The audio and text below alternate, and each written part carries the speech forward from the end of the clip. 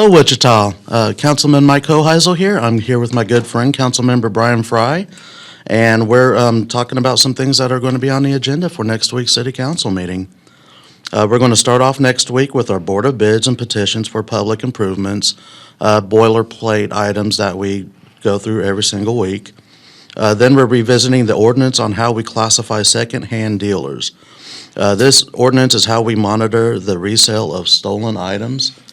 We sent it back for a little bit of further review and further work a couple of weeks ago. Yeah, and I think we got some good feedback from not only the public and some of these businesses, but also our own police force, and how this might limit them on recovering stolen items. So really need to take the time to think through this and make sure we're not doing anything that limits that ability to reconnect people with their merchandise or their goods. So it's the right thing to do to delay it a little bit.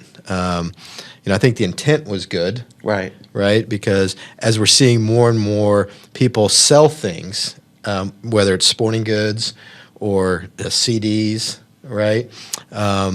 Cell phones. We also have to make sure that we're not opening up an opportunity for criminals to make it easier to do that. Right. It's about finding the appropriate level of regulation and the right tools for combating theft. So I applaud police department and staff for all the work they've put in on this.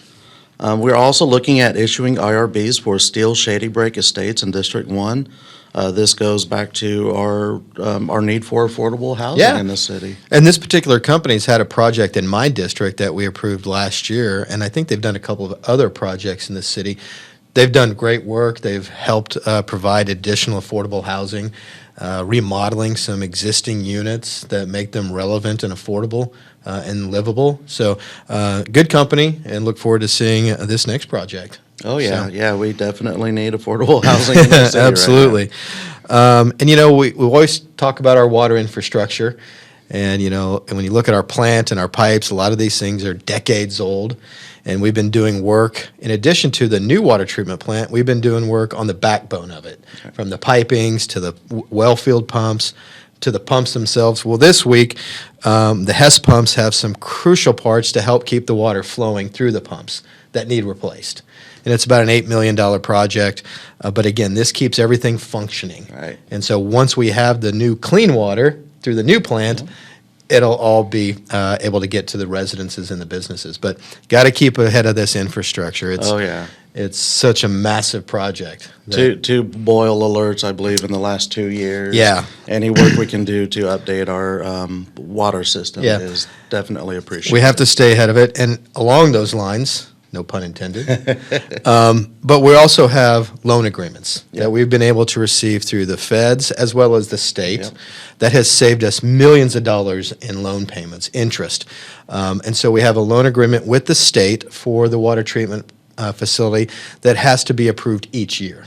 And so this is the next part of this state revolving fund that we have to approve on Tuesday. So again, continued progress. It's great driving by that plant and seeing it build out. I think we're over that halfway part. And so everything continues to, stay on track. Yes, sir. Yes, sir. Always working on the infrastructure. We're also looking at 2 funding requests to our home program, a Southbrook Estates project, and the Cerebral Research Foundation. You might be a little more familiar with some of this? Yeah, again, this is just continued for using federal dollars to make affordable housing. And so both of these projects, we're receiving HUD funding through the home program that allows us to continue to invest in infrastructure for affordable housing. So it's good to have that support. It's good that we continue to have a good relationship with HUD that allows us to have these programs available to the community. So yeah, there's various regulations, numerous regulations that we kind of have to maneuver around in order to approve programs through these funds. So it's a little more work than I originally thought it was before I got on council. Well, and not only that, HUD is notorious for their acronyms.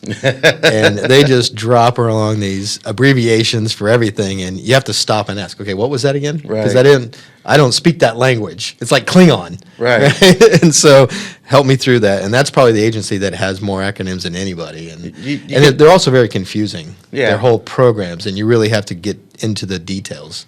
Honestly, you could probably throw 3 random letters together and look it up in the manual Right. and find a match for it, something. That's true. Yep. We're also going to look at the land bank activities and a proposed acquisition of properties by the land bank. This is a program that was started about a year ago, Yeah. a little over a year ago, and it's meant to help the process as far as getting properties to be built on. Yeah. So it's been a little shaky off to the start. We're going to look at improvements, things we can do going forward to help the process. Yeah. Yeah, I mean, again, this is, the city has a lot of vacant properties in the core, the established central neighborhood area, and trying to get development on those properties to, the investment, the infrastructure is all there.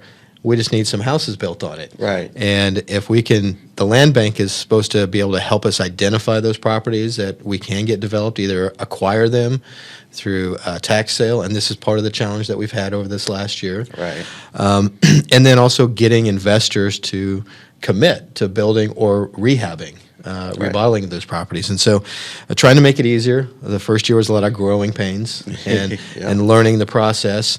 But I think we've got a couple of properties that we're suggesting to be part of a test project to see how the process works and to try to make it as smooth as possible before we really start getting full into it. So, Right. Always going to be room to improve on any program that we have, so absolutely. got to keep our eyes open for the solutions. Yeah, and it's, I know last week at our DAB, speaking about, challenges and finding solutions, we heard a lot about the proposed fireworks ordinance changes that we had at a workshop. I know I had it at my DAB, and I think you had it at your advisory Yes, sir. board. And so starting to get feedback from citizens on what they'd like to see.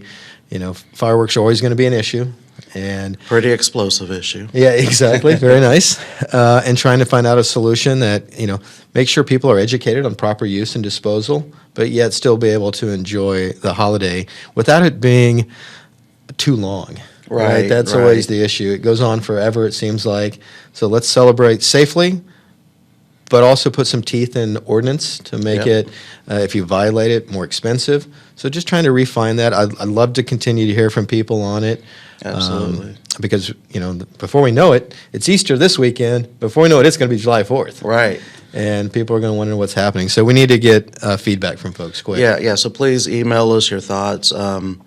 One of the things that most of the complaints I hear from fireworks is not necessarily around July 3rd and 4th, but it's July 7th or it's Yeah. June 27th. Right. So hopefully this, our changes that we're looking at here will actually deter people from shooting during the days that they're not supposed to. Mm-hmm. Yeah. And like you said, our enforcement, we're going to give them a little more teeth than Yeah. we have in years past. So Yep.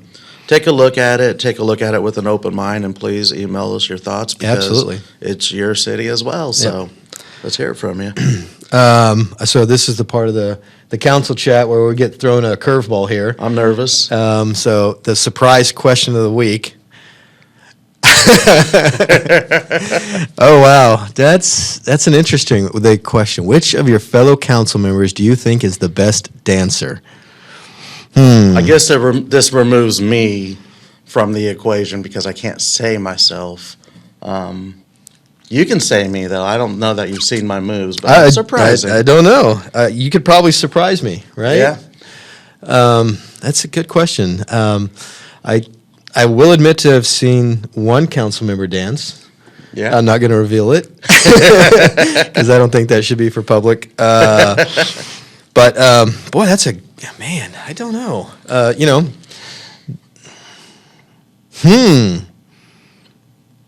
going to have to.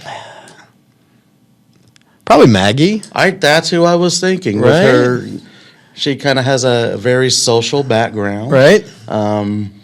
Yeah, that would be my guess. Yeah. Let's go with Maggie. Yeah. So now she's going to have to bust a move Right. at a council meeting. Right. Now we're going to have an official. We're calling you dance-off. out, Councilmember Ballard.